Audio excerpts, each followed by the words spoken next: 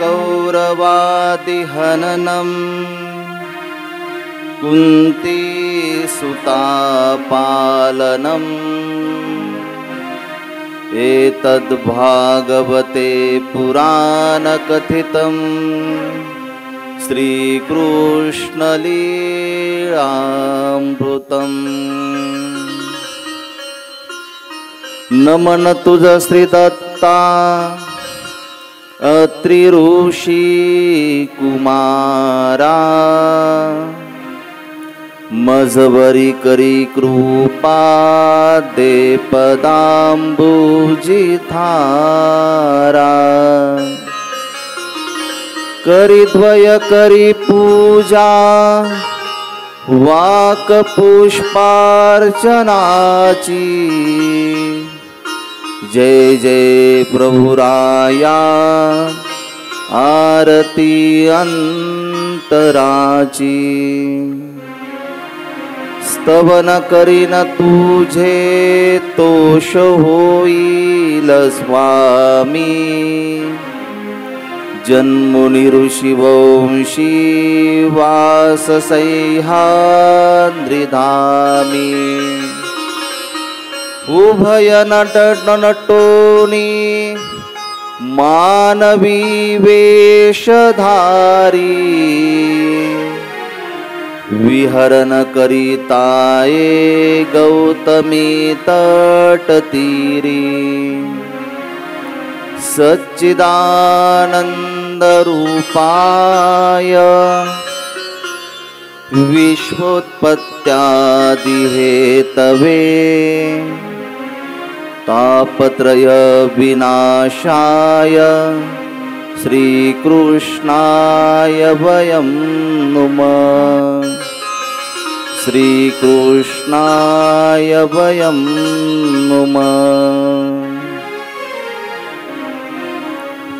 कृष्ण गोपाल हरे जय दीन दयाल हरे हरे कृष्ण गोपाल हरे जय दीन दयाल हरे। आपण सर्वांनी टाळ्या वाजवायच्या। हरे कृष्ण गोपाल हरे जय दीन दयाल हरे हरे कृष्ण गोपाल हरे जय दीन दयाल हरे। तुम ही करता तुम ही कारक तुम ही करता तुम ही कारक परम कृपाल हरे जय दीन दयाल हरे जय जय कृष्ण गोपाल हरे जय दीन दयाल हरे।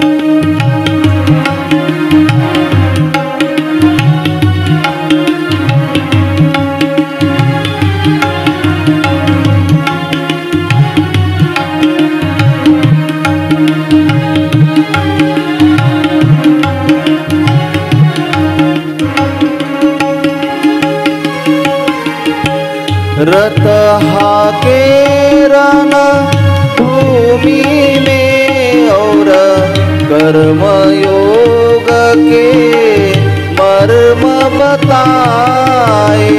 रथ हाके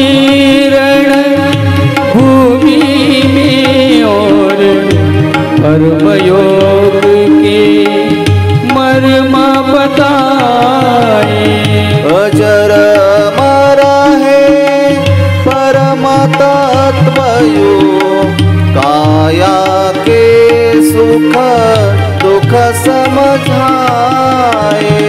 अजर अमर है परमात्मा यूं, काया के सुख दुख समझाए। सखा सारथी शरणागत के, सखा सारथी शरणागत के, सदा प्रतिपाल हरे। जय दीन दयाल हरे,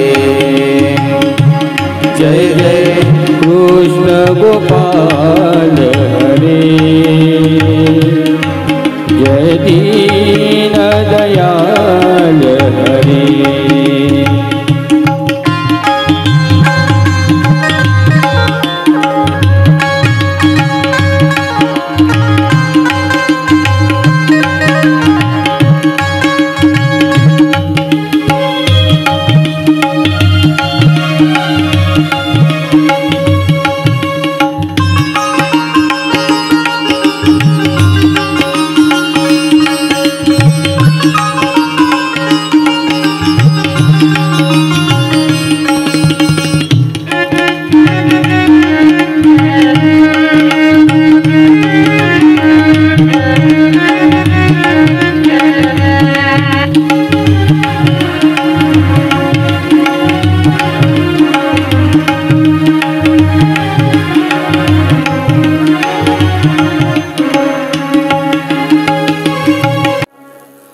अनंत शक्तीने युक्त असलेल्या, ज्याने चराचरामध्ये आपल्या या विज्ञान शक्तीच्या सामर्थ्याने आपल्या प्रत्येकाच्या अंतःकरणामध्ये भक्ती आणि जीवन मूल्यांची एक ज्ञानाची ज्योत प्रज्वलित केलेली आहे, अशा श्रीकृष्ण भगवंताची श्रवणीय रमणीय पवित्र असलेली ही श्रीकृष्ण कथा गेल्या 6 दिवसापासून आपण सर्वजण या कथेचा रसपान ग्रहण करत आहोत. आजचा आपला हा 7वा दिवस. पहिल्या दिवशी कथेला प्रारंभ आपण केला आणि आज आपण या कथेमध्ये विश्रांती घेणार आहोत. कारण कथेचा कधी समारोप होत नसतो. ज्या पद्धतीने एखाद्या वहीमध्ये लिखाण करत असताना त्या लिखाणाला जोपर्यंत वही संपत नाही तोपर्यंत अंत नसतो. काही वेळासाठी आपण विश्रांती घेतो, त्या पद्धतीने हा विश्रांतीचा असलेला क्षण सर्वज्ञ श्री चक्रधर स्वामींनी ब्रह्मविद्या शास्त्रामध्ये निरूपण करत असताना पूर्वोत्तर क्षण हा दुर्लभ सांगितलेला आहे. आपल्या जीवन प्रवाहामध्ये डोकावून पाहत असताना कुठल्याही कार्याला 2 क्षण आहेत. पहिला क्षण आहे तो म्हणजे प्रारंभाचा क्षण आहे आणि दुसरा जो क्षण आहे तो म्हणजे समारोपाचा क्षण आहे. कुठल्याही कार्याची सुरुवात करत असताना त्याची सुरुवात आपण करतो आणि कुठेतरी त्या गोष्टीला एक विश्रांती असते किंवा त्या गोष्टीला समाप्ती असते. जन्म प्रारंभ आहे जीवनाचा आणि मृत्यू हे आपल्या मानवी जीवनाचा काय आहे की तो समारोपाचा क्षण आहे, समाप्तीचा तो क्षण आहे. तुमच्या घरामध्ये तुम्ही एखाद्या कार्याला प्रारंभ करतात. नाही, आजपासून लग्नपत्रिका वाटायला सुरुवात करायची, प्रारंभ असतो. तो प्रारंभ सुद्धा संस्काराने परिपूर्ण करावा लागतो आणि निर्विघ्नपणे तुमचं कार्य पार पाडल्यानंतर जो शेवटचा जो क्षण असतो तो सुद्धा तुम्ही संस्काराने परिपूर्ण होऊन करण्याचा प्रयत्न करत असतात. भगवान श्री गोपाल कृष्णांची कथा आजच नाही, द्वापार युगापासून तर आज पावे तो प्रत्येक ठिकाणी श्रीकृष्ण भगवंताच्या चरित्राचं जे रसपान आहे ते रसपान सर्वजण ग्रहण करण्याचा प्रयत्न करत असतात. श्रीकृष्ण भगवंत या जगतामध्ये असे एक दोनच दैवत आहे की श्रीकृष्णाबद्दल महर्षी व्यासांनी सांगत असताना सांगितलं की कृष्णात परम किमपि तत्वमहं न जाने. आणि दुसरे जे दैवत आहे ते म्हणजे श्री दत्तात्रेय प्रभू, की ज्यांना जगत गुरु असं आपण मानतो. या धर्तीवरती असलेले जेवढेही धर्म आहेत, परंपरा आहेत, या सगळ्या प्रवाहाचं जर मूळ जर आपण बघितलं तर ते श्री दत्तात्रेय प्रभूंच्या मध्ये ते पाहायला मिळतं. आणि म्हणून कुठलाही जरी मनुष्य असला तरी या दोन दैवतांना त्यांनी आपलं आराध्य दैवत त्यांनी मानलेलं आहे. एकीकडे वैराग्य आहे, एकीकडे जीवन दर्शन आहे. श्रीकृष्ण भगवंतांनी तत्वज्ञान जे सांगितलं ते तत्वज्ञान फार उशिरा सांगितलं. श्रीकृष्ण भगवंताला तत्वज्ञानापेक्षा जीवनाची जी कृती आहे ती कृती सुरळीत ठेवणं गरजेचं आहे असं वाटलं.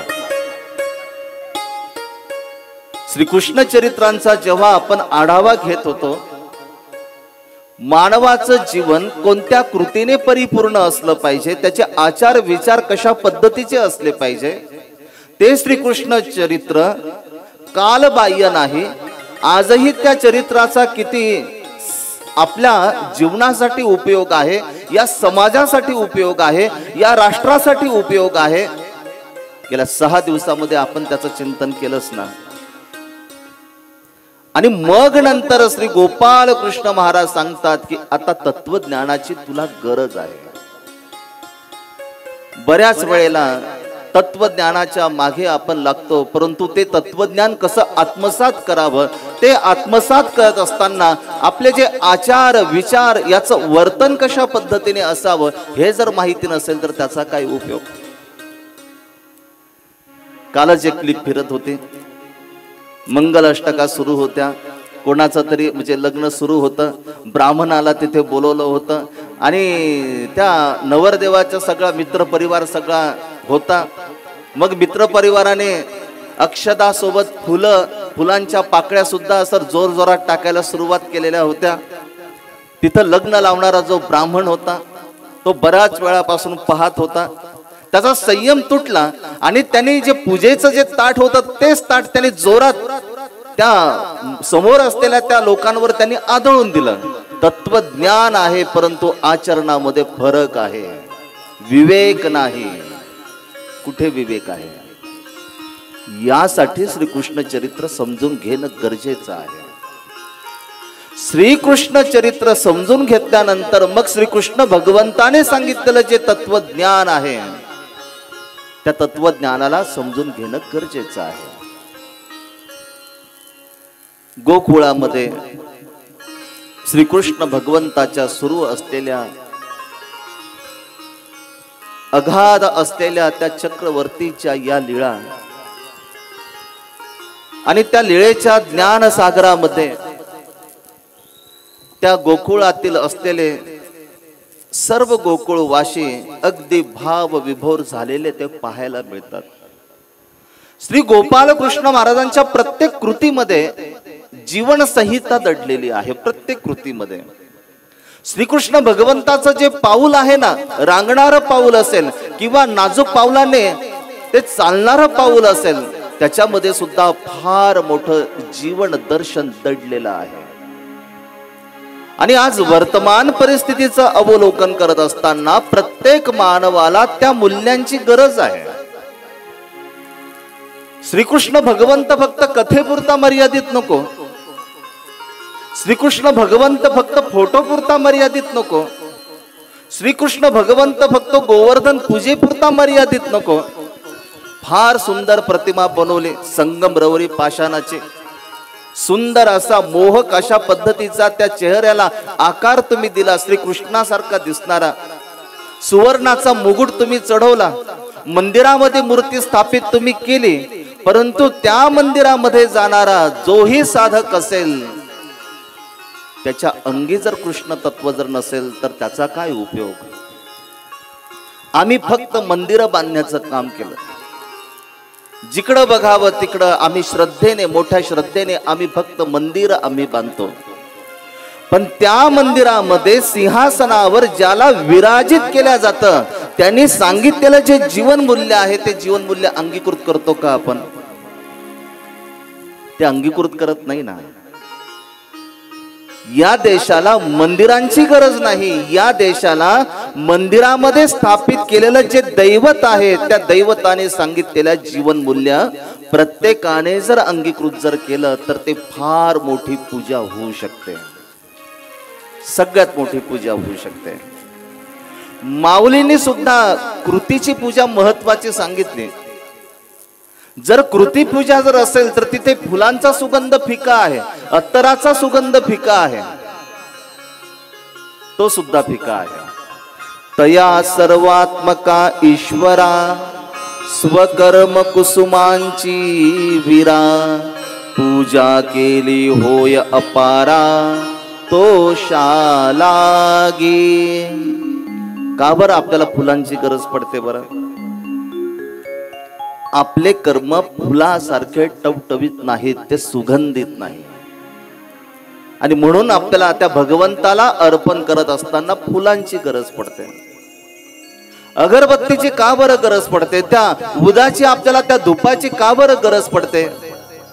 नाही ना, तेवढं आचरण नाही, तेवढी कृती नाही, तेवढी दृष्टी नाही, ती सुगंधित असण्यासारखी. आम्ही परमेश्वराच्या ठिकाणी जो सेवाभाव करतो ना तो सेवाभाव सुगंधित नाही आणि म्हणून आम्हाला अत्तराची गरज पडते. याच्यासाठी अत्तराची गरज पडते. आणि 800 वर्षापूर्वी हे मूल्य सांगितलं. 800 वर्षापूर्वी ज्या श्रीकृष्ण भगवंताची आपण उपासना करतो ना त्या श्रीकृष्ण भगवंतानी सेवेचं मूल्य आम्हाला सांगितलं. सेवेचे मूल्य. आणि त्या यज्ञाच्या प्रसंगी ज्याने सिंहासनावर आरूढ व्हावं तो मात्र पंक्तीतल्या उष्ट्या पत्रवाळ्या उचलण्याचं काम करतो. हे मूल्य कधी आपण तपासणार? फक्त आम्ही फोटोज लावणार का श्रीकृष्ण भगवंताचे?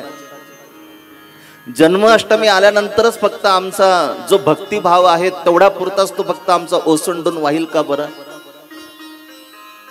श्रीकृष्ण जन्माष्टमी आल्यानंतर आम्ही गाणे लावतो, डीजे लावतो, त्या डीजेवर संगीत चालतं, कृष्णाच्या त्या भजनांमध्ये आपण भावविभोर होतो.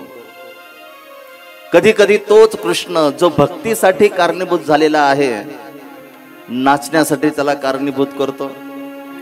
आणि मग कृष्णावरचे गाणे लाव म्हणतो डीजे वाल्याला, म्हणजे जेणेकरून सायलेंट मोड मधले गाणे नको, जरा थोडेसे आधुनिक जर असले तर मग जरा ते बरे वाटतात. गवळणीच्या टाईप मध्ये असले तर आणखीन जरा ते बरे वाटतात. कारण थोडस भक्ती सोबत जरा नाचता सुद्धा येतं त्याच्यामध्ये. नाचणं वाईट नाही, मुळीच वाईट नाही. त्या नाचण्यामध्ये जर सात्विकता जर असेल तर ते सुद्धा वाईट नाही, वाईट नाही. गोकुळातली चाललेली जी रास क्रीडा आहे त्या रास क्रीडेकडे जर आपण जर बघितलं ना तर त्या रास क्रीडेमध्ये स्नेह आहे, भक्ती आहे. असं जर असेल तर काय हरकत आहे नाचायला? परंतु ज्याचा काही संबंध नाही आणि ज्याचा काही संबंध नाही त्याच्या नावाने जर समजा नाचत जर बसला तर आपल्यामध्ये कोणी शांताबाई नाही परंतु शांताबाईला आणायचं आणि त्याच्यावर नाचत जर बसलो तर कसं जमेल? नाही ना जमणार. ते कसं जमेल? जो श्रीकृष्ण समर्थपणे उभं राहायला शिकवतो, समर्थपणे, आणि नसुद्धा फक्त तात्पुरतं नाही. तुमचं जेवढं आयुष्य तेवढ्या आयुष्यामध्ये तुम्हाला समर्थपणे कसं उभं राहता येईल त्या श्रीकृष्ण भगवंताला जर लंगड्या जर आपण जर म्हणत असो तर जमेल का बरं? नाही ना, त्या गोष्टी जमू नाही शकणार. आणि म्हणून श्रीकृष्ण भगवंताचं एक एक तत्व अत्यंत महत्वाचं आहे, खूप महत्वाचं आहे. आज समारोपाचा क्षण आहे आणि नियम आहे की समारोपाच्या क्षण हा काल्याने केला जातो. फार वेळ कमी आहे आपल्याकडे. बघता बघता 7 दिवस आपले निघून गेले. आज सुंदर अशा प्रकारची मिरवणूक संपन्न झाली. महाराष्ट्राधिकरण आचार्य प्रवर प्रातस्मरणीय की ज्यांचं आता वराड शिमला वास्तव्य आहे, अशा बाबांचं आपल्या या कार्यामध्ये आगमन झालं. त्यांचं पूजन आपल्याला करता आलं. वराडशिम निवासी श्री बाबांचं सुद्धा आगमन या ठिकाणी झालं. आता नेमकं असं आहे की मिरवणूक तर अगदी वेळेत आली, पण काळ कोणासाठी थांबत नाही. यांचे तिकीटच 8:30चे आहेत. कारण सकाळचं आपलं सत्र ठरलेलं होतं, परंतु सकाळचं सत्र नाही होऊ शकलं आपलं. यांनी 8:30चं तिकीट बनवलं. आता मिरवणूक पण त्याच्यात बसवायची, समारोपाचं सत्रही त्याच्यात बसवायचं, आणि म्हणून आता आपण त्या काल्याकडे तिकडं वळणार आहोत.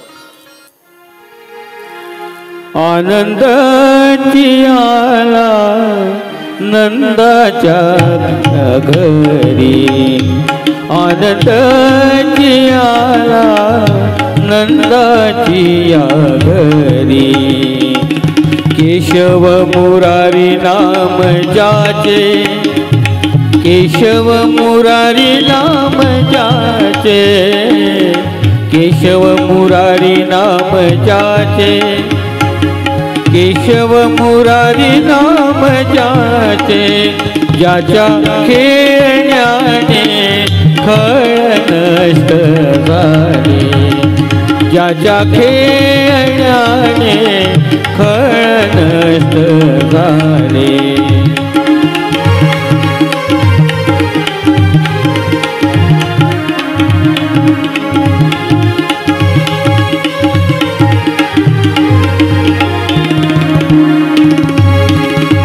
ब्रह्मादिक आले पायापाशी, ब्रह्मादिक आले पायापाशी, ब्रह्मादिक आले पायापाशी, ब्रह्मादिक आले पायापाशी.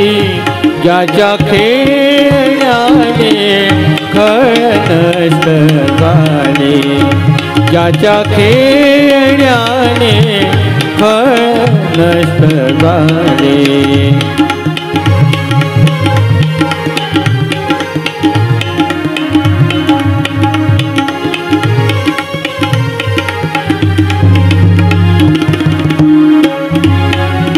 सर्वत्र सुखाने भरले गोकुळ, सर्वत्र सुखाने भरले गोकुळ, सर्वत्र सुखाने भरले गोकुळ, सर्वत्र सुखाने भरले गोकुळ, सर्वत्र सुखाने भरले गोकुळ.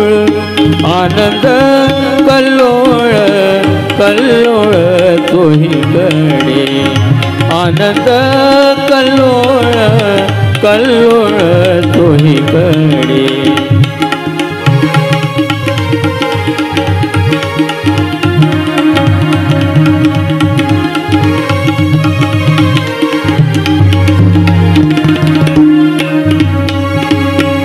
का म्हणे तेथे देवे केला काला, ही का म्हणे तेथे देवे केला काला. आनंद दाटला दाटला तिन्ही लोकी, आनंद दाटला दाटला तिन्ही लोकी. केशव मुरारी नाम जाचे, केशव मुरारी नाम जाचे, केशव मुरारी नाम जाचे, केशव मुरारी नाम जाचे. आनंदाची आला नंदाची घरी, आनंदाची आला नंदाची घरी, आनंदाची आला नंदाची घरी. द्वापार युगामध्ये असलेल्या गोकुळाचं वर्णन करत असताना अनेक संतांनी आपल्या आपल्या परीने त्याचं वर्णन केलेलं आहे. त्या गोकुळातील जी वास्तविकता आहे ती वास्तविकता पाहत असताना त्या गोकुळामध्ये कधी भांडण नाही, त्या गोकुळामध्ये कुठले गैरसमज नाही, त्या गोकुळामध्ये कुठले रुसवे फुगवे नाही. एकमेव असं गोकुळ होतं की शेजारचा सगळ्यांना गोड वाटत होता. आपल्याला वाटतो का शेजारचं गोड? आपल्या शेजारी येतात, आल्यानंतर इतकं असतं आपलं की बास, इतके चांगले शेजारी मिळाले आम्हाला, काय सांगू. त्यांच्या भरोश्यावर आम्ही अख्खं घर सोडून सायंकाळच्या वेळेला मावशी कुठली भाजी केली, आमची पण भाजी खाऊन बघा, भरीत केलेलं आहे, मिळत नाही, खाऊन बघा, शेवभाजी आमच्याकडची फेवरेट आहे, ती घेऊन बघा. कुठपर्यंत असतं? 4-5 महिने. त्या गुणांसोबत दोष जर दिसू जर लागले, मग आपण म्हणतो की त्यांचं तोंड सुद्धा आता बघण्याची आम्हाला इच्छा नाही. आधी स्नेह असतं, परंतु ते स्नेह नंतर संपून जातं, ते संपून जातं. आपल्या शरीरात स्नेह असतं प्रत्येक अवयवामध्ये. वय वाढलं की मग हाडं सुद्धा कटकट वाजू लागतात, कारण त्यातलं स्नेह संपलं, त्यातलं वात्सल्य संपलं की मग ते हाडं सुद्धा ते वाजू लागतात. मग गुडघेदुखीचा आपल्याला त्रास होतो. गोकुळामध्ये जे वातावरण आहे ते सौंदर्यपूर्ण ते वातावरण आहे. श्रीकृष्ण भगवंताने सगळे सूत्र असे धरून ठेवले, सगळे सूत्र. जोही आहे त्या गोकुळामध्ये फक्त आनंद आहे, फक्त आनंद. गोकुळामध्ये संकट नव्हते का? होते. गोकुळामध्ये तर अनेक संकट होते. रोजचा दिवस कुठला तरी संकट घेऊन तो येणारा तो दिवस असायचा. परंतु श्री गोपाल कृष्ण महाराजांकडे संयम होता, विवेक होता, दूरदृष्टी होती. माहिती होतं की ज्या वेळेला आपल्या गोकुळामध्ये दरी निर्माण होईल ना, तेव्हा ते गोकुळ अभंगपणे ते राहणार नाही, अखंडपणे ते राहणार नाही, ते अखंडित होऊन जाईल. जेव्हा तुमचा परिवार एकत्र असतो ना, कितीही मोठे संकट येऊ द्या तुमच्यावर, पण तुम्ही जर एकत्र जर असाल ना, तर संकट तुम्हाला शिवू सुद्धा शकत नाही. कधी समस्या कधी निर्माण होते? ती समस्या तेव्हाच निर्माण होते की ज्या वेळेला आपल्या घराचे तुकडे पडत चालतात. घर तर अखंड आहे, परंतु घरामध्ये 2 भावांनी 2 तुकडे पाडले. अखंड असलेली तुमची खोली, परंतु गैरसमजुतीमुळे तुम्ही आता विटा मातींची त्याच्यामध्ये भिंत तुम्ही बांधली. एकाच मातेच्या कुशीतून जन्माला आलेले 2 बंधू, पण मग मात्र एकमेकाचं तोंड सुद्धा त्यांना बघावंसं वाटत नाही. बघू वाटतं का? नाही बघू वाटत. एकमेकांच्या शुभ कार्याला सुद्धा ते पोहोचू शकत नाही, सुख दुःखामध्ये सुद्धा सहभागी होत नाही. जे रक्ताचे नाही ते येतात, परंतु जे आपले असतात ते मात्र येऊ शकत नाही. गोकुळ तशा पद्धतीचं नव्हतं. श्रीकृष्ण महाराजांनी गोकुळ परिपूर्णपणे ठेवण्याचा प्रयत्न केला होता. आणि म्हणून श्रीकृष्ण भगवंताकडे तो एक मोठा आदर्श आहे. आपल्या गावातली एकी आपण कशा पद्धतीने टिकवायची आणि कशा पद्धतीने ती एकी परिपक्वती ठेवायची. आज तुमच्या गावातील जे प्रतिनिधी जे लोक आहेत, त्या प्रतिनिधी लोकांसाठी हा फार मोठा आदर्श आहे, फार मोठा आदर्श. गोकुळामध्ये कधी दंगल नाही झाली, कधी दंगल नाही झाली. गोकुळामध्ये धर्मामध्ये कधी भांडण नाही लागले, कधीच नाही लागले. श्रीकृष्णाने ते गोकुळ एक संघ ठेवण्याचं काम केलं. कारण जिथं एकता असते त्या ठिकाणी काही न करता विजय असतो, आणि जिथं एकता नाही त्या ठिकाणी परमेश्वर सुद्धा नाही. तुमचं घर समाधानी जर असेल, तुमचं घर प्रसन्न जर असेल आणि सर्व सदस्य जर एकरूप जर असेल, तर समजावं की भगवंताचं अधिष्ठान तुमच्या घरामध्ये आहे. पण तुमच्या घरामध्ये जर गैरसमज जर असतील, तुमच्या घरामध्ये जर भांडण तंडण जर असतील, तुमच्या घरामध्ये परमेश्वराच्या स्तुतीपेक्षा जर शिव्यांच्या लाखोळी जर जास्त जर तिथे जर निघत जर असतील, तर भगवंताचं कसं अधिष्ठान असणार? गोकुळामध्ये भगवंताचं अधिष्ठान आहे आणि त्या गोकुळातील प्रत्येकाला लहान्यांपासून तर मोठ्यापर्यंत प्रत्येकाला श्रीकृष्ण भगवंत एका धाग्यामध्ये बरोबर त्याला बांधून त्याला ठेवत आहे. अनेक लीळा आहेत, अनेक लीळा आपण बघितल्या. त्या गोकुळाचा मोह ब्रह्मदेवाला सुद्धा झाला. ब्रह्मदेवाला सुद्धा असं वाटलं की नाही, आपण त्या गोकुळामध्ये सर्वत्र आनंद आहे. या धरतीवरती तर अनेक गावं आहेत, अनेक गावं आहेत, परंतु गोकुळच एक असं आहे, तिथं कोणी दुभंगत नाही, तिथं कधी भांडण होत नाही, गैरसमज होत नाही, आरोप प्रत्यारोप होत नाही. गोकुळामध्ये पोलिसांची गरज नाही, गोकुळामध्ये कोर्टाची गरज नाही, गोकुळामध्ये न्यायाधीशाची गरज नाही. तिथं ब्रह्मदेवाला सुद्धा मोह निर्माण झाला. ब्रह्मदेवाने एकदा त्या गोकुळातील जेवढेही काही श्री गोपाल कृष्ण महाराजांचे असलेले जे मित्र आहेत, गायी असतील, चरणारे गुराखी असतील, त्या सर्वांना अदृश्य करून टाकलं. एका चिर निद्रेमध्ये त्यांना एक रूप करून टाकलं. श्रीकृष्ण भगवंताने ओळखलं की ब्रह्मदेव उच्च स्थानीची असलेली ही देवता, परंतु हिच्या ठिकाणी कुठेतरी थोडा अहंकार निर्माण झाला, एक अभिमान निर्माण झाला की या जनलोकांनी फक्त माझी पूजा करावी, परंतु आता प्रत्येकाच्या मुखामध्ये जे नाव आहे ते नाव फक्त कोणाचे, तर श्रीकृष्ण भगवंताचं नाव आहे. काल आपला विषय झाला की देवतादी लोकांजवळ सुद्धा अभिमान आहे, अहंकार आहे, ईर्ष्या आहे, मोह आहे, त्यांच्या ठिकाणी सुद्धा ममता आहे. श्रीकृष्ण भगवंताने जाणलं की ब्रह्मदेवांना आता अभिमान निर्माण झालेला आहे.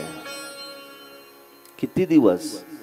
श्रीकृष्ण कथा अशी सांगते की 1 वर्ष गोकुळातील सगळे बाल गोपाल, त्या गोकुळातील असलेले सगळे गाई वासरू, हे सगळे एका चिर निद्रेमध्ये ब्रह्मदेवाने एकरूप करून टाकले.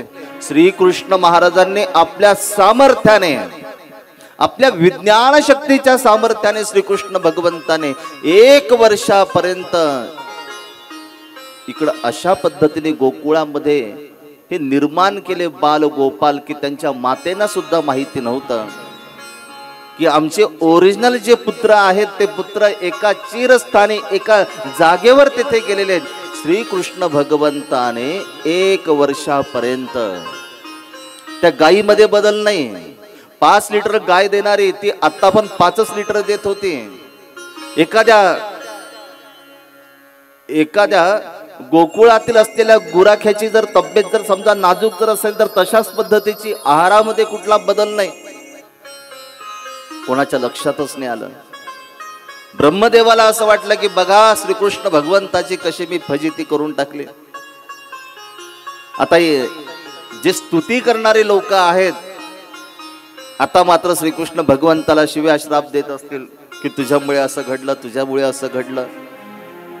ब्रह्मदेवाने येऊन बघितलं तर सगळं गोकुळ आहे तसं, त्याच्यामध्ये कुठलाही फरक पडलेला नव्हता, कुठलाच फरक पडला नव्हता.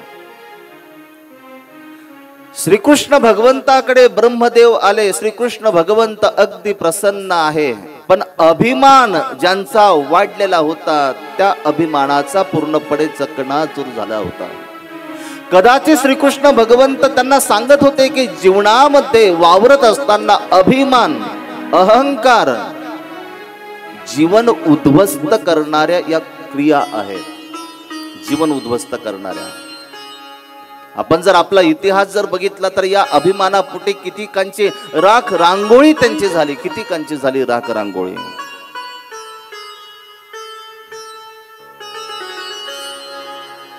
मत कर तू अभिमान रे बंदे, झूठी तेरी शान रे.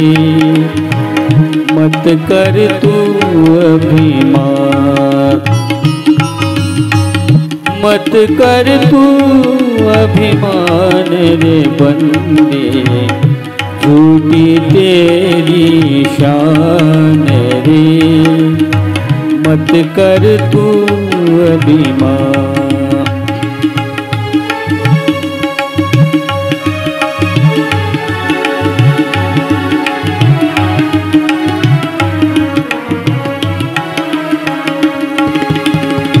तेरे जैसे लाखों आए, तेरे जैसे लाखों आए, लाखों इस माटी ने खाए, लाखों इस माटी ने खाए, रहा ना नामो निशान रे बंदे, झूठी तेरी शान रे, मत कर तू अभिमान,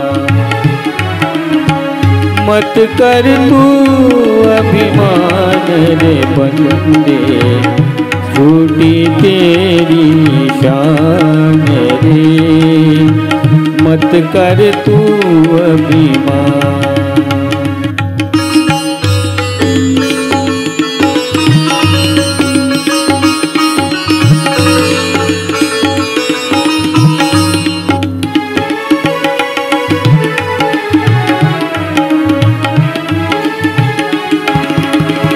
झूठी माया झूठी काया, वो तेरा जो हरि गुण गाया,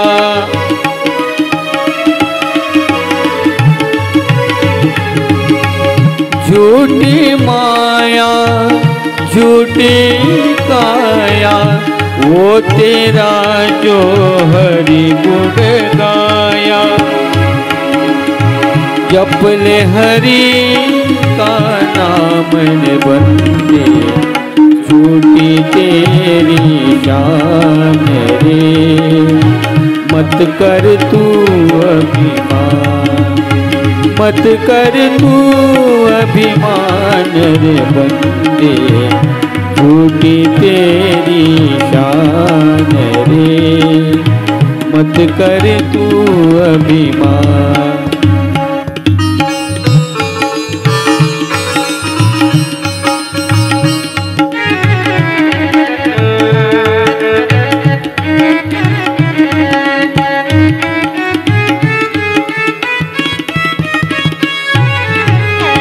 माया का अंधकार निराला, माया का अंधकार निराला, बाहर उजला भीतर काला, बाहर उजला भीतर,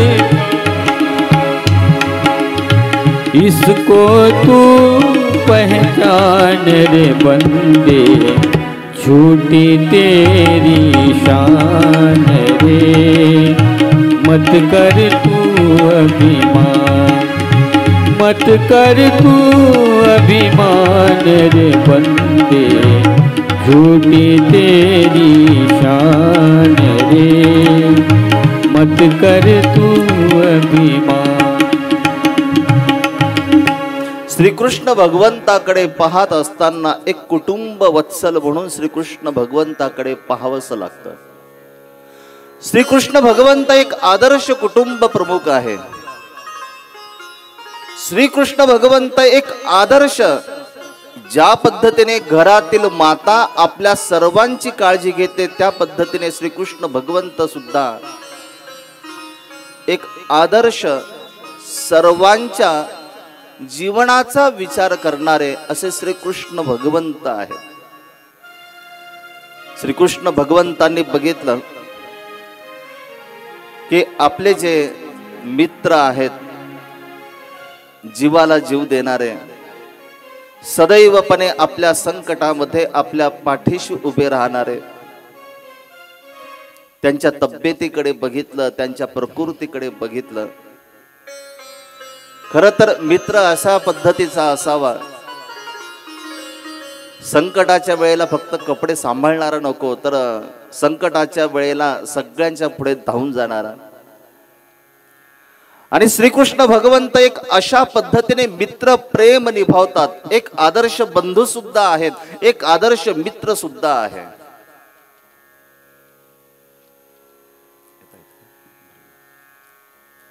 आहे पण या मित्र परिवारामध्ये श्रीकृष्ण भगवंताचे असे काही मित्र आहेत की जे शरीराने कृश आहेत.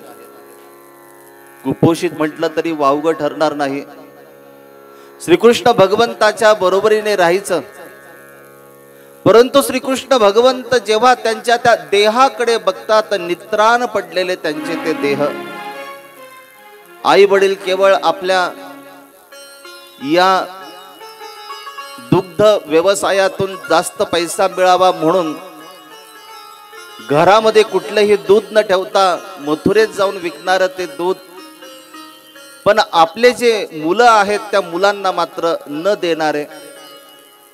आणि त्याच्यामुळे हा जो काही मित्र परिवार आहे, हा मित्र परिवार सशक्त नव्हता, तो अशक्त होता. श्रीकृष्ण भगवंत नंद बाबांचे पुत्र आहेत. नंद बाबा त्या गोकुळामधले प्रतिष्ठित आहेत. आजच्या भाषेमध्ये जर सांगायचं जर म्हटलं तर आपला आमदार असतो आणि आमदाराचा पुत्र म्हटल्यानंतर त्यांचा सुद्धा अनेक मित्र परिवार असतो. श्रीकृष्ण भगवंत असे नव्हते की हॉटेलमध्ये चला जेवायला, पण तुम्ही त्या ढाब्यावर जेवण करा, आम्ही या हॉटेलमध्ये जेवण करतो, असा प्रकार नव्हता. मुक्कामी थांबायचं तर मी जरा थोडंसं ते असतात तुम्हाला आता माहिती, फर्स्ट क्लास हॉटेलमध्ये मी थांबतो. तुम्ही साध्या 100 रुपयाच्या बेडवर जरी थांबलात तरी काही अडचण नाही, असा प्रकार तिथं नव्हता. श्रीकृष्ण भगवंत स्वतःपेक्षा त्यांचा विचार अधिक करायचे. आणि म्हणून आपण बघितलं की श्रीकृष्ण भगवंताने दही दूध तूप लोणी यांची चोरी केली, परंतु स्वतःसाठी नाही केली. आपला जो मित्र परिवार आहे त्या मित्र परिवाराला ते मिळावं, तो सशक्त व्हावा, तो बलवान व्हावा, यासाठी ती चोरी केली. आणि श्रीकृष्ण भगवंतांना हे दाखवून द्यायचं होतं की जोपर्यंत एकता नाही तोपर्यंत कुठलीच गोष्ट होऊ शकत नाही. गोकुळामध्ये दर दिवशी सकाळी सकाळी प्रत्येक श्रीकृष्ण भगवंताचे जेही मित्र आहेत की ज्याच्यामध्ये आपल्याला पेंढ्या पाहायला मिळतो, सुदामा पाहायला मिळतो, वाकड्या पाहायला मिळतो, बोबड्या पाहायला मिळतो. प्रत्येकाची माता घरामध्ये जे असेल ते शिदोरी तेथे बांधून द्यायची. यशोदा माता श्री गोपाल कृष्ण महाराजांना अत्यंत चांगल्या पद्धतीने ते शिदोरी बांधून द्यायचे. पदार्थ चांगले असायचे, ताजे असायचे, गरम असायचे. आणि मित्रपरिवारांच्या ज्या काही शिदोऱ्या आहेत त्या शिदोऱ्या मात्र रात्रीची भाकर शिल्लक राहिलेली, भाजी नाही म्हणून त्याच्यावर चटणी टाकलेली, ठेसा टाकून दिलेला, अशा पद्धतीची ती भाकर, ती भाजी. श्रीकृष्ण भगवंत या सगळ्यांच्या समवेत जायचे. गायींना मुक्त सोडायचे. आपली बासरी काढल्यानंतर त्या बासरीवर मंजुळ अशा प्रकारचा स्वर निर्माण करायचे. आणि त्या पोकळ असलेल्या त्या बांबू मधून सुद्धा एक मधुर अशा प्रकारचा सुमधुर ध्वनी तिथून परावर्तित व्हायचा. गायी सगळ्या एक रूप होऊन जायच्या, खाणं विसरायच्या. फक्त श्रीकृष्ण भगवंताच्या त्या बासरीमधून निघालेली जी मंजूळ अशा प्रकारची धून आहे ती धून फक्त श्रवण करत राहावे. बराचसा वेळ त्याच्यामध्ये निघून जायचा. आणि मग नंतर श्रीकृष्ण भगवंत म्हणायचे की चला जेवणाची वेळ झाली आता.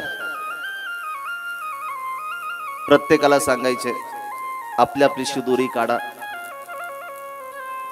शाळेमध्ये जाणारी मुलं असतात, एकाच वर्गामध्ये बसतात. एकाच वर्गामध्ये बसल्यानंतर त्यांच्या पेहरावापासून तर त्यांच्या दप्तरपर्यंत, त्यांच्या डब्यापर्यंत सगळा फरक असतो. कोणाचे डबे कसे आहेत त्याच्यावरनं कळतं की हा श्रीमंताचा पोरगा आहे का हा गरीबाचा पोरगा आहे.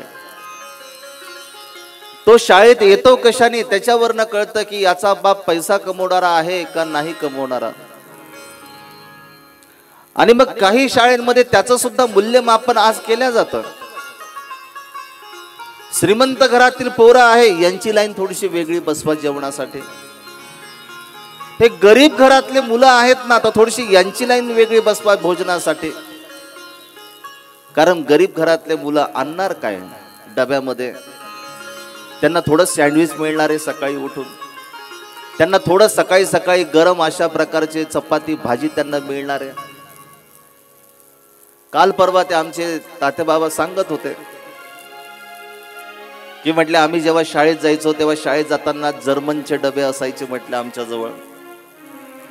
एक जण म्हणे की आमच्याजवळ काशाचा डबा होता. त्या काळात काशाचा डबा ज्याच्याकडे तो श्रीमंत, ज्याच्याकडे जर्मनचा डबा तो गरीब. भेदभाव पाळतो ना आपण, भेदभाव पाळतो. आजही एखाद्या मॉलमध्ये जात असताना तुमच्या कपड्यावरून तुमची ओळख केली जाते. अंगावर जर सोनं नाणं जर असेल चांगलं, कपडे जर चांगले जर असतील, फॅशनेबल जर कपडे जर असतील तर त्याच्यामध्ये आणखीन नाही मोठे आहेत. वेलकम म्हटलं जातं, स्वागत केलं जातं. मग तुमच्यासाठी लिफ्टची सुविधा सुद्धा केली जाते. नाही असं नका जाऊ, लिफ्टने जा. तुम्ही गेल्यानंतर 4-4 लोक येतात, तुम्हाला हे पाहिजे ते पाहिजे ते पाहिजे. त्याच मॉलमध्ये कधीतरी फाटलेल्या कपड्याने जाऊन पहा. फाटलेल्या कपड्याने पायामध्ये काहीच नाही, कपडे पूर्ण फाटलेले आहेत, मळलेले कपडे आहेत, केस पूर्णपणे असे विस्कटून गेलेले केस आहेत. आणि जाऊन तर पहा कोण स्वागताला येतं, कोणत्या शब्दाने स्वागत करतं कळतं. आजही तो भेदभाव पाळला जातो. उच्च नीच श्रीमंत गरीब हा भेदभाव जोपर्यंत नष्ट होत नाही ना तोपर्यंत आम्ही सगळे समान होऊ शकत नाही, समान नाही होऊ शकत. आणि म्हणून आजही आमच्या देशाला आरक्षण द्यावं लागतं. आरक्षण कशासाठी द्यावं लागतं? आरक्षणाची गरज कशाला आहे? आरक्षणाची गरज त्याच्यासाठीच आहे की दुर्बल असलेले जे घटक आहेत ते घटक समान होण्यासाठी, ते एक रूप होण्यासाठी. कधी कधी आम्ही समानही होतो पण त्याचं मूल्य आम्हाला कळत नाही, मूल्य आम्हाला कळत नाही. काय गरज आहे बरं आपल्याला लाडकी बहीण योजना राबवण्याची? विचार जर केला तर खरंच आपण एवढे भिकारी आहोत का बरं? विचार करण्यासारखी गोष्ट आहे. त्यांचा उद्देश चांगला आहे, उद्देश वाईट नाही, मुळीच वाईट नाही. परंतु अशाने भेदभाव निर्माण झाला ना. माझ्यासारखा बसनी प्रवास करतो, फुल तिकीट काढतो, माझ्या चेहऱ्याकडे बघितलं जातं पण कोणी म्हणत नाही जरा बसता का. कारण अर्धे तिकीट आणि ज्यांना तिकीटच लागत नाही त्यांनी सगळं सीट आधीच पॅक केलेले असतात. आमच्या बाबांना चांगले अनुभव येतात कारण एवढं सगळं ओझं घेऊन त्यांना जावं लागतं.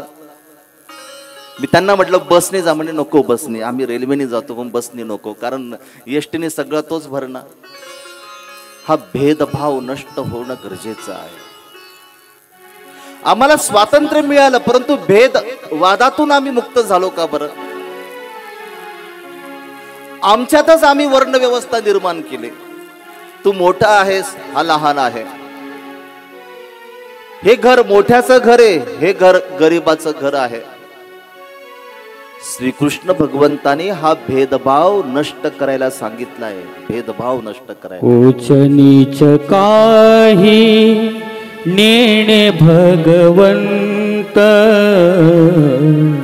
उच्च नीच काही नेणे भगवंत, तिष्ठे भाव भक्ती देखोनिया, तिष्ठे भाव भक्ती देखोनिया.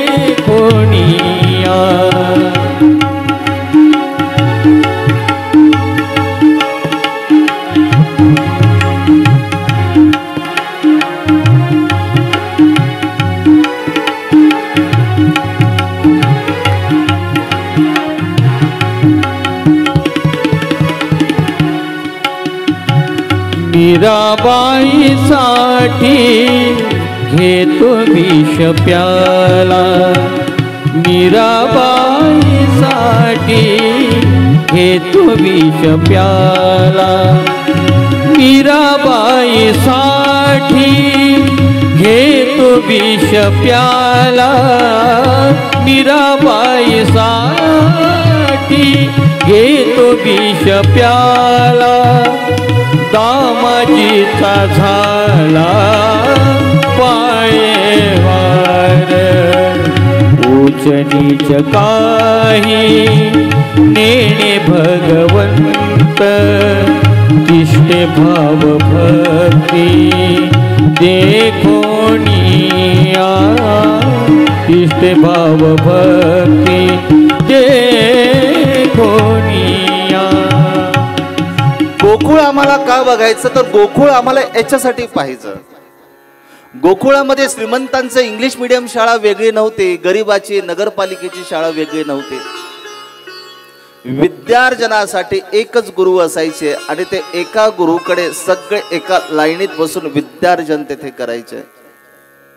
आता श्रीमंताचं पोरग म्हटलं की त्याला रिक्षा येते, त्याला इंग्लिश मीडियम, त्याला शिकवल्या जातं Johnny Johnny yes papa, eating sugar no पप्पा. आणि गरिबाचं पोरग असेल तर पाढे पाठांतर कर, बे एक बे बे दुने चार बे तिक्स रहा. हा भेदभाव आहे ना, एकता कुठे? आणि याच्यामुळे नगरपालिकेच्या जेवढ्या शाळा आहेत तेवढ्या शाळा ओस पडल्यात. आता आम्ही असं म्हणतो की तिथली शिक्षण व्यवस्था जी आहे ती ढासळलेली नाही, मुलंच जात नाही कोणी. कारण प्रत्येकाला असं वाटतं की मुबलक पैसा माझ्याकडे आहे, माझ्या मुलाला मी चांगल्या इंग्लिश मीडियम मध्ये जर टाकलं तर मुलगा चांगल्या पद्धतीने शिकू शकतो. पण लक्षात घ्या, तुमची भावना शुद्ध आहे, पण लहानपणापासून तुम्ही मुलांच्या मनामध्ये हा भेदभाव निर्माण करत जर असाल तर श्रीकृष्ण भगवंताचं मूल्य कसं कळेल आम्हाला. सदाचार संपन्न आपलं जीवन असलं पाहिजे, सदाचाराने परिपूर्णपणे. राजू दादा बोलवा लवकर. सदाचार संकल्प संकल्पना दे, जगी चांगले तेच अमुच्या मना दे, जगी चांगले तेच अमुच्या मना दे. सदाचार संकल्प संकल्पना दे, जगी चांगले तेच अमुच्या मना दे.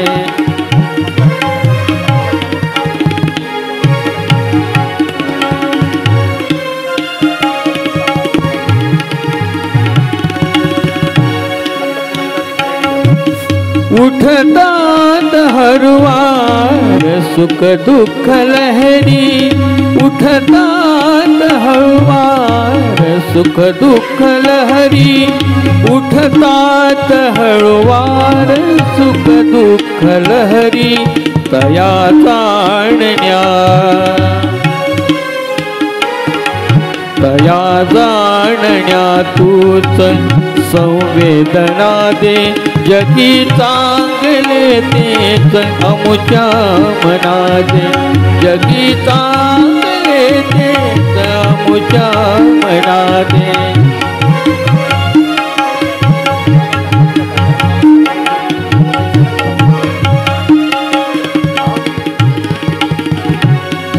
मुलांना मुलींना कळ्याना फुलांना, मुलांना मुलींना कळ्याना फुलांना. फुलू दे झुलू दे, फुलू दे झुलू दे, नवी चेतना दे, जगी चांगले तेच मुच्या मना दे, जगी चांगले तेच मुच्या मना दे.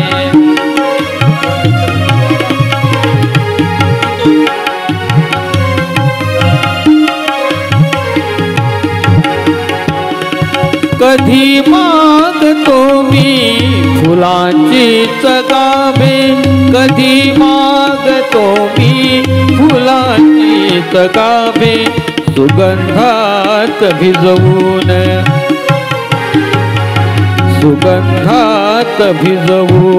ते वेदना दे जगी चांगले देत अमुच्या मना दे जगी चांगले देत अमुच्या मना दे सदाचार संकल्पना दे जगी चांगले देत अमुच्या मना दे जगी चांगले देत अमुच्या मना दे आदरणीय सुख दुःख लहरी तया जाणण्या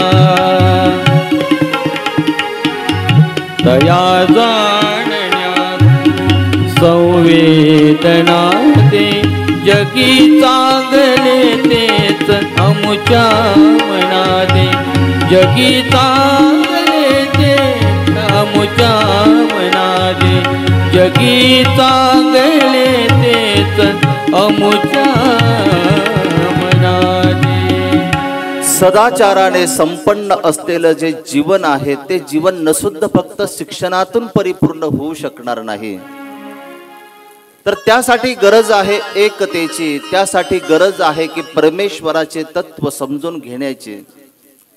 श्रीकृष्ण भगवंत अवलोकन करतायत, आपल्या मित्रांकडे अवलोकन करतायत. शरीराने पूर्णपणे कृश आहे, पोटभर त्यांना खायला अन्न सुद्धा मिळत नाही, अशा प्रकारची त्यांची अवस्था निर्माण झालेली आहे. आणि एका दिवशी श्रीकृष्ण भगवंताने सांगितलं, असं वेगळं वेगळं भोजनासाठी बसायचं नाही, आता आपण मात्र सगळ्यांनी एकत्र बसायचं, एका लाईनीमध्ये आपण बसायचं. सर्वज्ञ श्री चक्रधर प्रभूंनी सुद्धा ते मूल्य सांगितलेलंच आहे. सर्वज्ञ श्री चक्रधर प्रभू म्हणतात की एकत्र खान पान कीजे. घरातल्या सगळ्या समस्या जर तुम्हाला त्या समस्येतून जर मुक्त जर व्हायचं जर असेल ना, तर घरामध्ये एकत्र खान पान होणं अत्यंत गरजेचं आहे. होतं का बरं आपल्या घरामध्ये एकत्र खानपान? पिंट्याच्या बाप्पाला लवकर जायचं असतं म्हणून त्याचा डबा वेगळा असतो, पिंट्याचा डबा वेगळा असतो. कधी जेवताना कधी आपण एकत्र बसू शकत नाही. रविवारचा दिवस असतो एकत्र बसण्याचा, परंतु त्या वेळेला बाहेरचे कामं असतात, एकत्र आपण नाही बसू शकत. आणि एकत्र भोजन न केल्यामुळे एकमेकाचे सुखदुःख तपासता येत नाही, ते शोधता येत नाही. पूर्वीचा कालखंड कसा होता? चूल पेटलेली असायची, चांगला निखारा पेटलेला असायचा, घरातली जी महिला आहे ती चुलीजवळ बसलेली असायची. आणि मग ती काय करायची, ती त्या तव्यावर भाकरीही टाकायची, इकडे ताटामध्ये भाकरी थापायची. आणि तिसरं काम, निखाऱ्यावर जी भाकर ठेवलेली आहे तिला ती भाजण्याचं सुद्धा काम करायची. सगळे जवळ बसायचे ताट घेऊन एकत्र. आणि मग ती माऊली गरम गरम भाकर प्रेमाने वाढायची ताटामध्ये, जबरदस्तीने ती खाऊ घालायची. पण या सगळ्या क्रियेतून एकमेकाचे सुखदुःख कळायचे, एकमेकातल्या उणिवा कळायच्या. कळतात का आपल्याला उणिवा? नाही कळू शकत. कोणाची आवड काय आहे ते बऱ्याच वर्षांनी माहिती पडतं की यांची आवड ही आहे म्हणून, कारण एकत्र कधी बसतच नाही. कुटुंब जर वाचवायचे जर असतील ना, तर सगळ्यात महत्वाची गोष्ट की एकत्र खान पान होणं हे गरजेचं आहे. सर्वज्ञ श्री चक्रधर प्रभूंनी 12व्या शतकामध्ये सांगितलं, आपलं कुटुंब सुरक्षित जर ठेवायचं असेल, आपल्या कुटुंबामध्ये जर घटस्फोट जर होऊ द्यायचे जर नसतील, आपल्या घरातली नजर जर बिघडू द्यायची जर नसेल, संशयाची नजर जर येऊ द्यायची जर नसेल ना, तर एकत्र खानपान करणं हे अत्यंत गरजेचं आहे. श्रीकृष्ण भगवंतांनी तेच मूल्य काल्यामधून सांगितलं. श्रीकृष्ण भगवंत म्हणतात की असे बसू नका, सगळ्यांनी आपल्या शिदोऱ्या आणा, सगळ्यांनी आपल्या शिदोऱ्या आणा. सगळे शिदोऱ्या एकत्र आणल्या. श्रीकृष्ण भगवंतांनी बघितलं, कोणाच्या शिदोरीमध्ये कोरडी भाकर आहे, कोणाच्या शिदोरीमध्ये शिळी भाकर आहे, कोणाच्या शिदोरीमध्ये तेल सुद्धा नाही, चटणी सुद्धा नाही, नुसती कोरडी भाकर तो खाणारा आहे. आणि जेव्हा श्रीकृष्ण भगवंताने आपली शिदोरी जेव्हा सोडली तेव्हा त्या शिदोरीमध्ये जेही होतं ते सगळं मुलायम अशा प्रकारचे ते पदार्थ, त्या पदार्थांची संख्या अगणित आहे. कारण यशोदा मायेचं आपल्या पुत्राविषयी असलेलं जे प्रेम आहे ना ते ओसंडून वाहणारं होतं. श्रीकृष्ण भगवंत म्हणतात की ही शिदोरी मी एकट्याने खाण्यापेक्षा या शिदोरीतला घास जर समजा प्रत्येकाच्या मुखामध्ये जर गेला तर, आपण म्हणतो ना एक तीळ म्हणे 7 जणांनी खाल्ला होता, एक तीळ 7 जणांनी खाल्ला होता हे फक्त बोलण्यापुरतच आहे. आज आहे का बरं तसा प्रकार? आज सगळं जे आणतो हे तुझं, ते तुझं, ते तुझं. एकामध्ये आपण विस्तार नाही करू शकत, एकामध्ये आपण वाटप नाही करू शकत. अहो हे मूल्य खूप गरजेचं आहे. प्रत्येकाच्या घरामध्ये हे नांदणं गरजेचं आहे. श्रीकृष्ण भगवंतांनी सांगितलेला जो काला आहे ना तो काला नसुद्धा फक्त भागवत कथेच्या शेवटी नको व्हायला, तो दररोज आपल्या घरामध्ये होणं गरजेचं आहे, दररोज होणं गरजेचं आहे. एकत्र बसलं की एकत्र खानपान घडतं. भलेही ताट वेगळे असतील, पदार्थ तर एकच आहे ना. आणि कधीतरी प्रयोग करून बघा ना, हप्त्यातून एखादा दिवस ठरवा ना की आठवड्यातून एक दिवस आपण सगळ्यांनी एकमेकाची वाट बघायची आणि सगळ्यांनी एकत्र बसून भोजन करायचं. बघा त्याचा परिणाम काय होतो आपल्या घरामध्ये. श्रीकृष्ण भगवंतांनी सांगितलं की शिदोऱ्या सोडा, सगळ्या एकत्र करा. सगळ्यांचे पदार्थ एकत्र केले, कोरडे असलेले पदार्थ सुद्धा एकत्र झाले. ज्या भाज्या होत्या त्या भाज्या सुद्धा आता एकत्र झाल्या. आणि एकत्र झाल्यानंतर श्रीकृष्ण भगवंतांनी सांगितलं की याचा आता काला करा, काला करा, एकत्र करा. एकता यामध्ये श्रीकृष्ण भगवंतांनी सांगितली. एका विचाराने जर संपूर्ण जर घर जर असेल ना तर त्या घरामध्ये त्या घराची कधीच फाळणी होणार नाही, एका विचाराने जर असतील तर. आणि हा एक विचार तेव्हाच निर्माण होऊ शकतो की जेव्हा आपण एकत्र असू. त्याच वेळेला श्रीकृष्ण भगवंताने त्या शिदोरींचा काला केला आणि मग श्रीकृष्ण भगवंत म्हणतात की आता प्रत्येकाला ते पदार्थ वाटून घ्या, प्रत्येकाने वाटून घ्या. जे तिखट होतं ते गोड मध्ये मिसळल्या गेलं होतं, त्याच्यामुळे तिखटपणाचा भाव कमी झाला होता. जे अति गोड होतं त्याच्यामध्ये तिखट मिक्स झालं होतं, त्याच्यामुळे त्यातला जो गोडपणा होता तो कमी झाला. जे आळणी असेल त्याला बरोबर तेथे मीठ लागलं. ज्याला तिखट खाण्याची सवय आहे त्याच्यामध्ये बरोबर चटणी सुद्धा केली. सगळे पदार्थ एकत्र झाले, एक रूप झाले. आणि एक रूप झाल्यानंतर मग श्रीकृष्ण भगवंताने सांगितलं की आता प्रत्येकाने तो खा. कितीही महागाचा असलेला पदार्थ, पण त्या पदार्थाची चव त्याच्या पुढे फिकी होती, फिकी. आपण एखाद्या हॉटेलमध्ये जातो, हॉटेलमध्ये गेल्यानंतर काहीतरी विशेषता असते, त्या हॉटेलची विशेषता असते आणि म्हणून आपण जातो. पण तो पदार्थ खाल्ल्यानंतर तो खाण्यापुरता बरा वाटतो, फक्त खाण्यापुरता.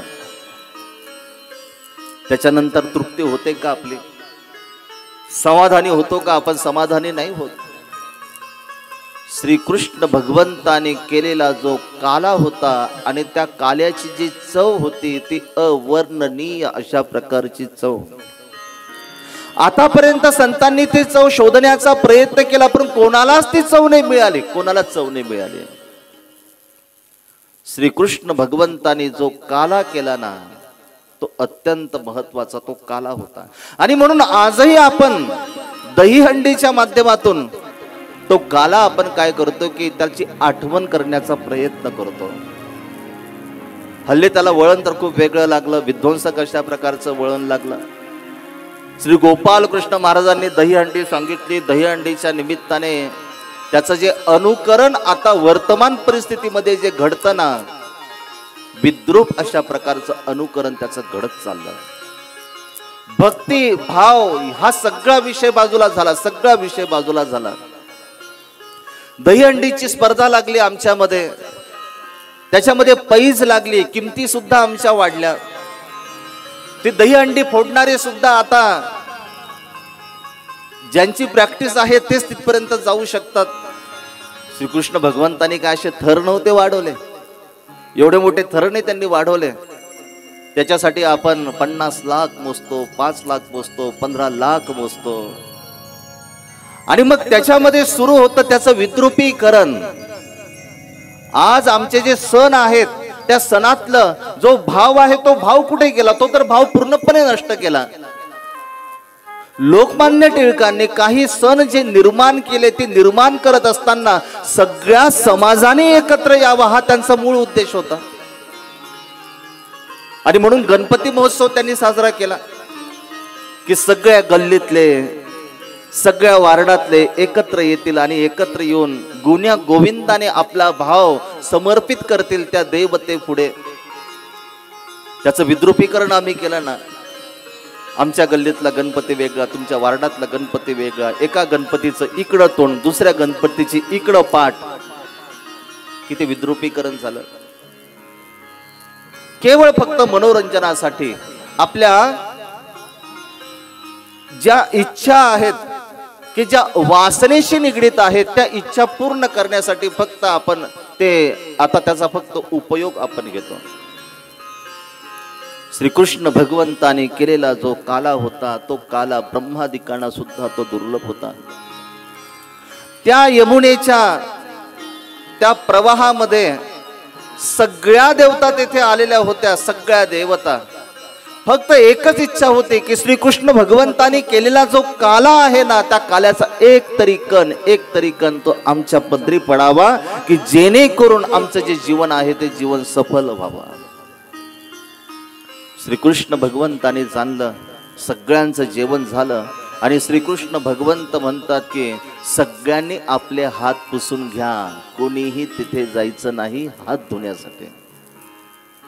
एकाने विचारलं की का बरं नाही जायचं? त्यांनी सांगितलं की सगळ्या स्वर्गाच्या देवता तिथे आलेल्या आहेत. ब्रह्मादिकांना सुद्धा दुर्लभ असलेलं त्या शिदोरीचं महत्व, त्या काल्याचं महत्व एक कण सुद्धा त्यांना मिळू नाही द्यायचा, कारण त्यांचा तेवढा अधिकार नाही. त्या बालगोपालांनी किती मोठा अधिकार जोडला असेल. या लीळेकडे वास्तव रूपाने आपण पाहत असताना आपल्यालाही शोधता आलं पाहिजे. जे अशक्त आहेत त्यांना सशक्त करता आलं पाहिजे. जे आपल्यापेक्षा उंचीने लहान आहेत त्यांना आपल्याला बरोबरीने आणता आलं पाहिजे. कुठपर्यंत आपण भेदभाव करणार आहोत, कुठपर्यंत करणार. आणि म्हणून कधीतरी एखादी घटना आपल्याला पाहायला मिळते की ज्या माणसाने गाडीचा ड्रायव्हर म्हणून गेल्या कितीतरी वर्षापासून सेवा केली, कधीतरी शेवटच्या क्षणी तो मालक त्या नोकराला आपल्या सीटवर बसवतो, गाडीचं स्टेरिंग स्वतः पकडतो आणि म्हणतो की आज मी तुला निरोप देणार, सन्मानाने निरोप देणार, तुझा ड्रायव्हरून मी तू निरोप देणार. या गोष्टी अत्यंत गरजेच्या आहे. श्रीकृष्ण चरित्र एक अशा प्रकारचं एक मूल्य आहे की त्या मूल्यांना आपण कितीही समजून घेण्याचा प्रयत्न केला तरी तो प्रयत्न आपला अपूर्ण ठरणार आहे. परंतु एक मात्र नक्कीच की प्रत्येक वेळी काही ना काहीतरी नवीन मूल्य आपल्या प्रत्येकाच्या हृदयामध्ये ते अंतर्भूत तेथे होणार आहे. गेल्या 7 दिवसापासून आपण सर्वजण या श्रीकृष्ण चरित्राच्या माध्यमातून फार आपण काही लीळेवर चिंतन नाही केलं. बऱ्याच जणांची इच्छा होती की लग्न लागायला पाहिजे होतं, पण लग्न लावणं वगैरे ह्या गोष्टी काय मला बऱ्या नाही वाटत. मला असं वाटतं की आपले जे दैवत आहे ते दैवत आपल्यासाठी किती गरजेचे आहेत आणि त्या देवांनी आपल्याला नेमकं काय शिकवलेलं आहे हे मूल्य प्रत्येकाकडे जाणं गरजेचं आहे. एरवी लग्न तर तुम्ही आता सीझनच सुरू होतोय तुमचा, उलट कंटाळतो ना आपण, या लग्नाला जाऊ का त्या लग्नाला जाऊ का त्या लग्नाला जाऊ. त्या लग्नांपेक्षा, त्या तुलेंपेक्षा, त्या रासक्रीडेपेक्षा मला असा श्रीकृष्ण समजून सांगणं अधिक मला तो सोयीस्कर वाटतो. ती काळाची गरज आहे. आणि म्हणून मी राजूदांना आधीच सांगितलं की भागवत कथेचं नाव देऊ नका, कारण भागवत कथा म्हटल्यानंतर चौकटीमध्ये अडकावं लागेल आणि चौकटीमध्ये अडकल्यानंतर मग आपल्याला बाहेर निघता येणार नाही. मला थोडंसं मुक्त राहायचं होतं आणि मुक्त होऊन थोडंसं चिंतन करायचं होतं. आणि म्हणून आपण एक एक लिळेवर चिंतन करत असताना त्यातून काय घ्यायचं आहे ते महत्वाचं आहे. घेणं महत्वाचं आहे, न सुद्धा श्रवण करणं महत्वाचं नाही. ही श्रवण भक्ती नाही, ही घेणारी भक्ती आहे. इथं संस्कारांची खाण आहे, इथं मूल्य आपल्याला शिकायला तिथे मिळणार आहे. आदरणीय आमचे राजू दादा म्हणजे राजहंस दादाजी खऱ्या अर्थाने खूप महत्वाचं त्यांनी काम या ठिकाणी केलेलं आहे. या प्रबोधनाच्या माध्यमातून पहिलाच प्रयत्न आहे त्यांचा. त्यांनी जेव्हा कार्यक्रम घेतला तेव्हा सांगितलं, म्हटले बाबा मला अनुभव नाही बरं का, मला अजिबात अनुभव नाही. मी त्यांना म्हटलं की तुम्ही फक्त प्रयत्न करत राहा, होतं सगळं व्यवस्थित. नाही मग मला साथ मिळेल का, सगळे माझ्या सोबत येतील का, सगळे मला मदत करतील का. म्हटलं आपण का वैयक्तिक आपले काही लग्न लावत नाही, आपण देवाचा सोहळा या ठिकाणी पार पाडतोय. आणि देवाचा सोहळा जर पाडत जर असाल तर नक्कीच त्याच्यामध्ये अनेकांचे न कळतपणे हात तेथे लागतात. आणि खरोखरच आहे, अनेकांचे हात येथे लागले, अदृश्य हात येथे लागले. काही हात फक्त दिसतात, काही अदृश्य हात असतात, ते आपल्याला सुद्धा कळत नाही. ती प्रेरणा मात्र भगवंताची ती प्रेरणा असते. राजूदादांनी केलेला जो प्रयत्न आहे तो प्रयत्न अत्यंत महत्वाचा आहे. खरं तर गरज आहे की त्यांना तुम्हाला आता साथ देण्याची. जर तुमची सर्वांची जर साथ जर असेल तर अशाच पद्धतीनं ते नेहमी अतिशय वेगवेगळ्या विषयावर आणि अत्यंत चांगले विद्वान प्रवाचक या ठिकाणी बोलावून आपल्यापर्यंत ती ज्ञानगंगा आहे, ती ज्ञानगंगा ते प्रवाहित नक्कीच करू शकतात. राजूदादांसाठी एकदा टाळ्या झाल्या पाहिजेत. वय खूप लहान आहे, दिसायला मूर्त गोरी गोमटी आहे, उंची भरपूर आहे, असं वाटतं की खूप मोठी उंची, खूप काही करू शकतात, पण वयाने कमी आहे. पण हिम्मत महत्वाची आहे. श्री गुरु आशीर्वाद त्यांच्या पाठीमागं आहे. गुरुबंधू जे आहेत त्या गुरुबंधूंचं सुद्धा पाठबळ त्यांना खूप महत्वाचं आहे. मार्गशीर्ष महिना म्हटल्यानंतर जे दिसणारे साधू संत आहेत ते काही रिकामे नाहीत इथं येऊन बसायला. त्यांच्याही पाठीमागे बरेचसे कार्यक्रम होते, परंतु नाही, आपल्या मित्राने घेतलेला कार्यक्रम आहे, हेतू चांगला आहे. सगळं आपलं सोडून त्यांना आपण साथ देणं गरजेचं आहे. आणि या सर्वांचं पाठबळ, सर्वांची साथ त्यांना मिळाली, म्हणूनच अत्यंत सुंदर अशा प्रकारचा हा क्षण या ठिकाणी तो निर्माण होऊ शकलेला आहे. आपलं भुसावळ खरोखरच भाग्यवान आहे. भुसावळमध्ये अनेक आश्रम आहेत, अनेक मठ आहेत, परंतु येथे ईश्वराधिष्ठित अधिकरण सुद्धा आहेत की ज्या पद्धतीने आता आपण बाबांकडे जेव्हा पाहतो तर बाबांचं एक महत्वाचं एक तप साधना आहे. महानुभव पंथामध्ये बाबांनी केलेलं जे कार्य आहे ना, तर सुवर्ण अक्षरांनी नोंद व्हावी अशा पद्धतीचं ते कार्य आहे. त्या कालखंडामध्ये एवढी उंची कोणाचीच नव्हती. आज आपल्याला सहज दिसतं. आज आपण मुख्यमंत्र्यांना भेटलो, मग पंतप्रधान आले, मोठे व्यक्ती आपल्या कार्यक्रमाला आले, पण तो एक कालखंड अशा पद्धतीचा होता की आपली उंची तिथपर्यंत नव्हती, त्या लोकांपर्यंत आपण जाऊ शकत नव्हतो. अनेक अडथळे होते. कल्पना करा की त्यांना किती त्रास झाला असेल इथपर्यंत जाण्यासाठी. आणि स्वतःसाठी नाही गेले ते तिथपर्यंत. स्वतःसाठी जर गेले असते तर त्यांनी आणखीन जागा वाढवली असते, नाही तर भुसावळाच्या बाहेर त्यांनी मस्त एखादी शेती घेऊन तिथं आश्रम बांधला असता. गेले, राज्यकर्त्यांपर्यंत गेले, परंतु राज्यकर्त्यांपर्यंत गेले ते कशासाठी? आपल्या मंदिरांचा विकास होण्यासाठी आणि महानुभव पंथाची माहिती त्यांच्यापर्यंत पोहोचवण्यासाठी. अनेक लोक राजकारणी लोकांकडे जातात. आता निवडणुकीमध्ये नाही का, साहेब काळजी करू नका हो, मी सांगतो ना, तुम्हीच येणार आहे, काळजी करू नका. स्वतःचे खिसे गरम करून घेतात. त्यांना माहिती आहे की त्या साहेबांच्या गाडीचा ड्रायव्हर सुद्धा त्याला मतदान करणार नाही, हे त्यांना माहिती असतं. पण फक्त स्वतःचे खिसे भरवण्यासाठी संधी साधू अनेक जण असतात. पण बाबांनी त्या कालखंडामध्ये केलेलं कार्य ते अलौकिक अशा पद्धतीचं कार्य आहे, तपसाधना आहे. आणि परमेश्वराच्या ज्ञान भक्ती वैराग्याने परिपूर्ण असलेला एखादा साधनवंत, एखादे संत आपल्या परिसरामध्ये असणं हे सुद्धा एक सौभाग्याचं लक्षण आहे. साधू संतांचा सहवास काय असा मिळत नाही आपल्याला.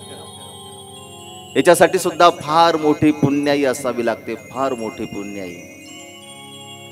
या परिसरामध्ये राहणारे जेवढेही कृष्ण भक्त आहेत ना, तुमच्या परिसरामध्ये जो आश्रम आहे, तुमच्या परिसरामध्ये जे श्रीकृष्ण मंदिर आहे, कुठेतरी आपण ते पुण्य जोडून ठेवलेलं आहे की जेणेकरून अशा सत्पुरुषांच्या सन्निधानाचा लाभ आपल्या सर्वांना घडतो. त्यांना रोज जाऊन भेटलंच पाहिजे हे गरजेचं नाही, त्यांना रोज जाऊन दंडवत केला पाहिजे हे सुद्धा गरजेचं नाही. परंतु कधीतरी आपल्या दृष्टीला त्यांचं होणारं जे दर्शन आहे त्या दर्शनाने सुद्धा अनंत पापांचा क्षय न सुद्धा त्या दर्शनामध्ये तेवढी ताकद आहे. साधू संतांच्या सहवासामध्ये मी म्हटलं पहिल्या दिवशी की राजू दादांचं बालपण या ठिकाणी गेलं. परिसरातल्या लोकांना असं वाटतं की राजू दादा म्हणजे आपलेच आहे, पण आता त्यांच्या अंगावर वस्त्र आलेलं आहे, देवाने दिलेलं वस्त्र आहे. आता राजू नाही राहिले, आता ते संत झालेले आहेत. त्यांच्या पुढे ईशाधिष्ठित आता लागतं, कारण ते कोण झालेत? ते आता ईश्वराचे ते अनुसरलेले ते साधक झालेले आहेत. त्या साधनवंतांचा सन्मान राखणं, त्यांची उंची राखणं हे आपलं प्रत्येकाचं कर्तव्य आहे. त्यांनी घेतलेलं जे कार्य ते अत्यंत अलौकिक आहे, अलौकिक आहे. भुसावळ काही धर्मप्रचारामध्ये मागेत असा अर्थ नाही त्याचा. तुमच्याकडे अनेक उत्सव, तुमच्याकडे अनेक कार्यक्रम होत राहतात, वारंवार होत राहतात. पण ही काळाची गरज आहे की वारंवार उत्सव झाले पाहिजे प्रत्येक मठ मंदिरामध्ये, प्रत्येक आश्रमामध्ये, की जेणेकरून तिथून होणारी जी जागृती आहे, होणारं जे आत्मचिंतन आहे, ते आत्मचिंतन फार महत्वाचं आहे. बाहेर तर तुम्हाला काही मिळेल, पैसे खर्च केल्यानंतर बाहेर काही तुम्हाला मिळेल, संस्कार मिळतील का हो आपल्याला? संस्कार मात्र मिळू नाही शकत. त्याच्यासाठी मठ मंदिर, त्याच्यासाठी संतांचा सहवास हे गरजेचं आहे. गेल्या 24 दिवसापासून जे माझ्यासोबत खऱ्या अर्थाने संन्यासी झालेले आहेत, ते म्हणजे आता एक तर संन्यासीच आहे आमचे गायक हार्मोनियम वादक श्री योगीराज दादाजी, ते तर संन्यासीच आहे. पण तबला वादक मात्र खऱ्या अर्थाने संन्यासी झाले, कारण 24 दिवसापासून ते माझ्यासोबत आहे. कारण 7-7 दिवसाचे 3 कार्यक्रम होते मार्गशीर्ष महिन्यामध्ये, आणि आम्ही नांदेड जिल्हा, सोलापूर जिल्हा करून मग जळगाव जिल्ह्यामध्ये आलो. आता मात्र ते म्हणायला लागले, बाबा लवकर उरका, आमची गाडी वाट पाहते, आम्हाला लवकर आता जाऊ द्या. आता घरचे त्यांना वेध लागलेले आहेत. परंतु त्यांची अमूल्य अशा प्रकारची साथ मिळाली आणि त्याच्यामुळे हा कार्यक्रम होऊ शकला.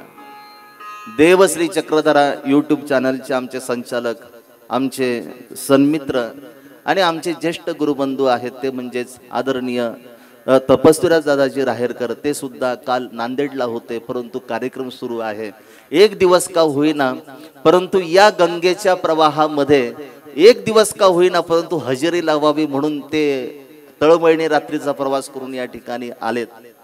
खरोखरच मला तसं मित्र वगैरे कोणी नाही, मी एकटा आहे. परंतु इथं 7 दिवसामध्ये मला चांगले मित्र मिळाले की ज्याच्यामध्ये आदरणीय श्रद्धेय परमपूजनीय आमचे उमेशराज दादाजी भोजने आहेत, त्यानंतर आमचे श्रद्धेय श्री किरण दादाजी हिवर खेडकर आहेत, आमचे साहित्याचार्य. खऱ्या अर्थाने त्यांची उंची खूप मोठी आहे, पण काय मूर्त लहान आहे. कदाचित असं वाटतं की आमच्या तात्यांचं रूप त्यांना यायला पाहिजे होतं, आमच्या अनमोल दादांना ते रूप यायला पाहिजे होतं आणि त्यांचं रूप तात्यांकडे जायला पाहिजे होतं. परंतु ज्यांची साहित्यांची उंची खूप मोठी आहे, विद्वान आहे, साहित्यिक आहे, असे आमचे सन्मित्र आदरणीय श्रद्धेय परमपूजनीय श्री अनमोल दादाजी पंजाबी, आदरणीय श्रद्धेय श्री जयेश दादाजी बिडकर, त्यासोबत आदरणीय श्रद्धेय श्री श्यामदादाजी साळकर धुळ्यावरून या सर्व गुरुबंधूंचं या ठिकाणी आगमन झालं आणि खऱ्या अर्थाने या कार्याला एक वेगळा अशा पद्धतीचा सुगंध तेथे प्राप्त झालेला आहे। साऊंड सिस्टीम ज्यांची 2 दिवस तुम्ही नाराज केलं, परंतु तिसऱ्या दिवशी जशी तुमची हजेरी लागली तेव्हापासून कार्यक्रम सुद्धा चांगले व्हायला लागले। कारण 2 दिवस लक्षात आलं असेल, महिलांच्या सुद्धा लक्षात, बोलायचं म्हणून बोलायचं त्याला अर्थ नसतो। मला असं वाटतं की बोलत असताना काहीतरी नवीन विचार तो प्रत्येकाच्या अंतःकरणापर्यंत गेला पाहिजे। अत्यंत चांगल्या पद्धतीची साऊंड सिस्टीम तुम्ही उपलब्ध करून दिली। या मंदिराच्या प्रांगणामध्ये असणारे जेवढीही श्रीकृष्ण प्रेमी आहेत त्यांना सुद्धा मला धन्यवाद द्यायचे आहे। कारण बऱ्याच वर्षांनी हा कार्यक्रम होतोय, पहिल्यांदा कार्यक्रम होतो। एरवी आपला भेद असतो, तुम्ही वारकरी आहोत, आम्ही महानुभाव आहोत, आणि दुसरे कोणी, आणि तिसरे कोणी, मग तुमच्या कार्यक्रमाला आम्ही का यायचं, तुम्हाला आम्ही मदत का करायची वगैरे, हे सगळे भेद असतात। परंतु भुसावळमध्ये हे भेद मात्र मला अजिबात तिथे पाहायला मिळाले नाही। याला म्हणतात एकोपा। धर्माची विचारधारा कुठलीही असू द्या, ती आपल्या तत्वापुरती ठीक आहे, परंतु जेव्हा एकत्र येण्याची जेव्हा वेळ येते ना, त्या वेळेला आपण देवासाठी, धर्मासाठी, या राष्ट्रासाठी आपण एकत्र येणं गरजेचं आहे आणि हे मूल्य खूप महत्वाचं आहे। सगळ्यांनी अप्रतिम साथ दिली, अप्रतिम साथ दिली। आणि म्हणून जे महानुभाव पंथीय नाहीत त्यांना सुद्धा माझे खूप खूप धन्यवाद आहे। कारण पहिल्यांदा मी असं चरित्र बघितलं। आमचा उपदेशी वर्ग तर येणारच आहे, तो येणारच आहे, परंतु जे महानुभाव पंथीय नाहीत ते सुद्धा या ठिकाणी आले, त्यांनी कार्यक्रमाला भरभरून प्रतिसाद दिला आणि म्हणून त्यांना सुद्धा नक्कीच या ठिकाणी धन्यवाद आहे। बोलायचं म्हटलं तर फार बोलण्यासारखं आहे, माझं बोलणं वाढत जाईल, परंतु टाइम काय तो थांबणार नाही कोणासाठी। 8:30 वाजले, त्यांची ट्रेन आहे। आपण उठा आता, आपण उठा। आणि म्हणून आपण या कार्यक्रमाचा समारोप या ठिकाणी करूया। उद्या पुन्हा बोलायचंच आहे, उद्या पुन्हा आपण चिंतन करणार, कारण तुम्ही पण सर्वजण थकून आलेत। आता तुम्ही सर्वजण थकून आलेले आहात, त्याच्यामुळे तुम्ही सुद्धा आता भोजन वगैरे करा, एकत्र खाना वगैरे करा। उद्या समारोप आहे, उद्या समारोपाच्या वेळेला पुन्हा आपण येणारच आहोत। धन्यवाद।